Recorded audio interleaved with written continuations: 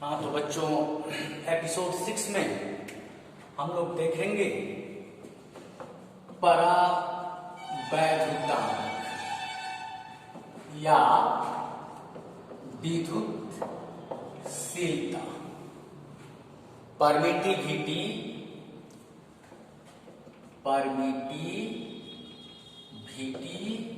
या die electric constant. ठीक है, ये परावैद्युतांक क्या है? परावैद्युत अंक यह एक संख्या है, इंडेक्स डिजिट, तो जो ये बताती है कि वायु की अपेक्षा उस माध्यम में बल, दो आवेशों के बीच लगने वाला बल कितना गुना घट जाएगा। जैसे हम लोग इसे डिफाइन करना चाहते हैं, तो डिफाइन करने के लिए सबसे पहले मान लेते हैं कि दो चार्ज हैं Q1 और Q2, एक दूसरे से r दूरी पर स्थित है। कहां पे? एयर में या वैक्यूम में। तो कूलम्ब्स लॉ से इनके बीच लगने वाला फोर्स होगा Fa, force in air 1/4πε0 Q1 Q2 r²। अगर इन्हीं चार्ज को इनका सेम मैग्नीट्यूड रहे, मैग्नीट्यूड में कोई डिफरेंस नहीं हो और ना ही उनका डिस्टेंस बदले, ए बी, सेम इस सिस्टम को उतना ही डिस्टेंस पे लाकर किसी माध्यम में रख देंगे, किसी मीडियम में जिसका परावैद्युतांक एप्सिलॉन r है। ठीक है, तो force in water 1/4πε0, epsilon naught के साथ में एप्सिलॉन r लिखते हैं। ठीक है, एप्सिलॉन r, तो Q1 Q2 r²। ये इक्वेशन सेकेंड। अब एक और दो को डिवाइड करते हैं तो मिलता है FA/FW, ये सभी कैंसिल हो जाएंगे और एप्सिलॉन r ऊपर चला जाएगा। ठीक है, एप्सिलॉन r को क्या कहते हैं? Relative permittivity, relative permittivity of medium, यानी माध्यम का सापेक्षिक परावैद्युतांक, माध्यम का सापेक्षिक परावैद्युतांक। तो आप इसे कैसे डिफाइन करेंगे कि किसी माध्यम का अपेक्षित परावैद्युतांक क्या है? तो लिख सकते हैं दो आवेशों के बीच वायु में लगने वाला बल एवं उन्हीं आवेशों के बीच उतनी ही दूरी पर किसी माध्यम में लगने वाले बल का अनुपात उस माध्यम का परावैद्युतांक कहलाता है। इसके जो सारे डेफिनेशन हैं वो आपको नोट्स में लिखे गए हैं, उसे आप electrostatic class 12 Hindi medium notes, electrostatics notes से खोज सकते हैं।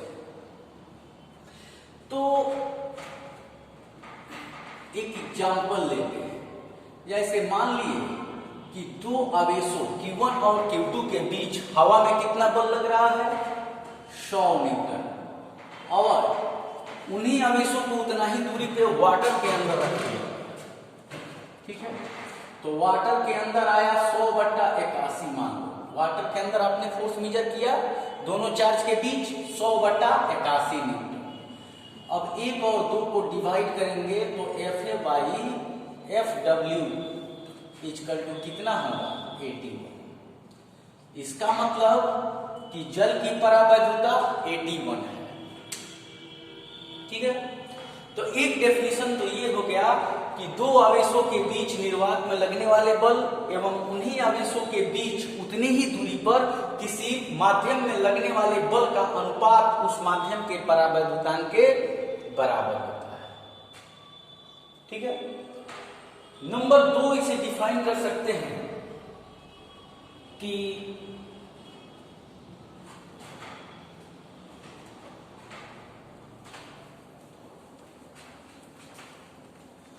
आप देखें कि वायु में कितना बल लग रहा था 100, जल में 100/81, 81 गुना बल घट गया, यानी जल की परावैद्युता 81 है। तो एक दूसरे रूप में इसको डिफाइन कर सकते हैं कि किसी माध्यम का परावैद्युतांक वह संख्या है जिससे दो आवेशों के बीच लगने वाले बल का मान वायु की अपेक्षा उतना गुना घट जाता है। जैसे जल की परावैद्युता 81 है, तो अगर एयर में लग रहा है 100 न्यूटन तो वाटर में 100/81। कागज की परावैद्युता 5 है, तो इसका मतलब कि हवा में दो आवेशों के बीच बल है 100 न्यूटन, तो वायु में 100/5 यानी 20 न्यूटन। कहने का मतलब कि किसी माध्यम का परावैद्युतांक जितना होता है वह उतना गुना बल दो आवेशों के बीच लगने वाला बल घटा देता है वायु की अपेक्षा। तो ऐसे भी कह सकते हैं कि किसी माध्यम का परावैद्युतांक उस माध्यम का वह गुण है जिसके द्वारा दो आवेशों के बीच लगने वाला बल वायु की अपेक्षा घट जाता है। ठीक उतना ही गुना घटता है जितना उनका परावैद्युतांक होता है। ठीक है, तो ऐसे भी इसको डिफाइन कर सकते हैं। सबसे पहले यहां अपसिलन नॉट को निर्वात की परावैद्युता कहते हैं, अपसिलन आर को सापेक्षिक यानी माध्यम की लिख सकते हैं, माध्यम की सापेक्षिक परावैद्युता कहते हैं, और अपसिलन को माध्यम का निरपेक्ष परावैद्युतांक कहा जाता है। और इनमें क्या संबंध होता है, अपसिलन इक्वल टू अपसिलन नॉट अपसिलन आर। ठीक है, तो इसी इक्वेशन को ऐसे भी आप डिफाइन करके लिख सकते हैं। अपसिलन आर को रोकेंगे तो ये क्या आएगा, अपसिलन बाई अपसिलन, यानी किसी माध्यम का निरपेक्ष परावैद्युतांक एवं वायु का परावैद्युतांक उस माध्यम के सापेक्षिक परावैद्युतांक के बराबर होता है। और एक डेफिनेशन कैपेसिटर के रिलेशन में दे सकते हैं, क्योंकि हम लोग तो कैपेसिटर अभी पढ़े नहीं हैं, लेकिन एक और आगे हम लोग देखेंगे definition C/C naught epsilon by epsilon naught equal to epsilon r. C/C naught equal to epsilon by epsilon naught equal to r. तो ऐसे भी कहा जा सकता है कि किसी माध्यम में किसी चालक की धारिता एवं वायु में उस चालक की धारिता का अनुपात उस माध्यम के सापेक्षिक परावैद्युतांक के बराबर होता है। यानी फिर से इसको दोहरा देते हैं, किसी चालक की धारिता, धारिता मतलब आवेश ग्रहण करने की क्षमता, वो कितना आवेश ग्रहण कर सकता है। तो किसी चालक की किसी माध्यम में धारिता एवं उसी चालक की निर्वात या वायु में विद्युत धारिता का अनुपात उस माध्यम के परावैद्युतांक के बराबर होता है।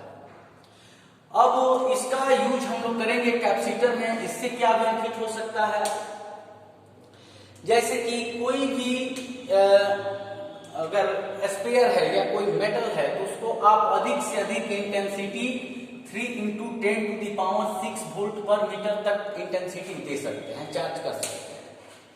अगर इतना या इससे ज्यादा उस पर इंटेंसिटी आता है, यानी उसका चार्ज डेंसिटी बढ़ जाता है, तो उस पर स्पार्क हो जाता है, आग लग जाती है।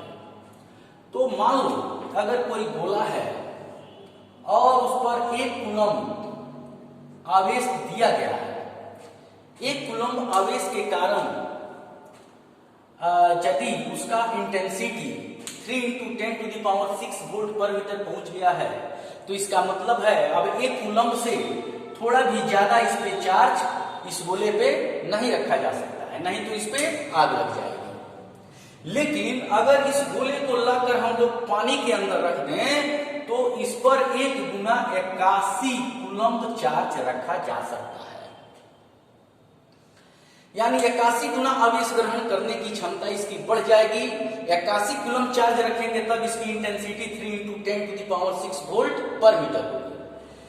यानी किसी माध्यम का परावैद्युतांक उस माध्यम का वह गुण है जो किसी चालक की धारिता को उतना गुना बढ़ा देता है जितना उसका परावैद्युतांक होता है, या दो आवेशों के बीच उतना गुना बल घटा देता है जितना माध्यम का परावैद्युतांक होता है। ठीक है, तो ऐसे भी लिख सकते हैं कि किसी माध्यम का परावैद्युतांक उस माध्यम का वह गुण है, या किसी माध्यम का परावैद्युतांक वह संख्या है जिससे किसी चालक की धारिता उतनी गुनी बढ़ जाती है वायु की अपेक्षा। इसको भी डिफाइन करके लिखा गया है। हम लोग समय कम लेंगे और नोट से उसको लिख सकते हैं डेफिनेशन को, क्योंकि वीडियो लोडिंग में काफी टाइम लेगा।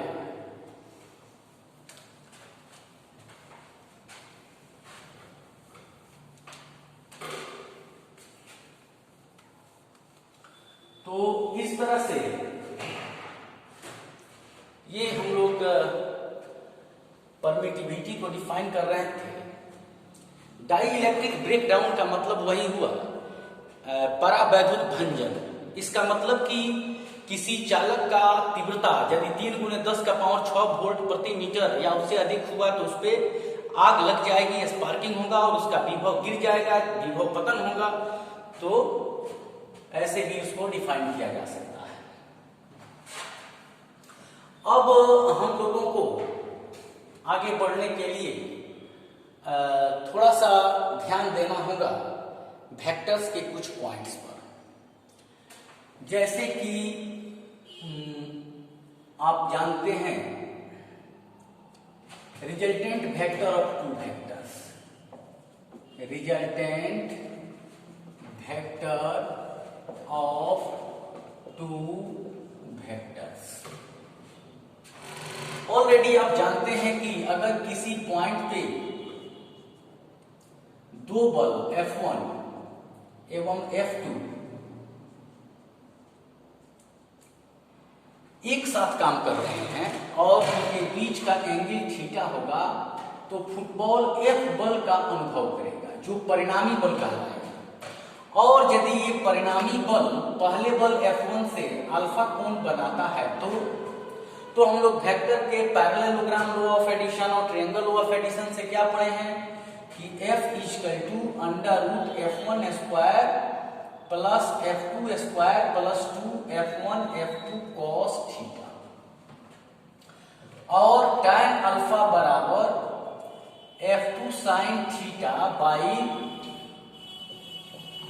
F1 plus F2 cos theta. ठीक है, इससे हम लोग डायरेक्शन निकाल सकते हैं। जैसे आपसे कहा जाए कि फुटबॉल है, इस पर एक बल इधर 3 न्यूटन का काम कर रहा है और एक बल इधर 4 न्यूटन का काम कर रहा है, तो फुटबॉल कितने बल का अनुभव करेगा और उसकी दिशा क्या होगी।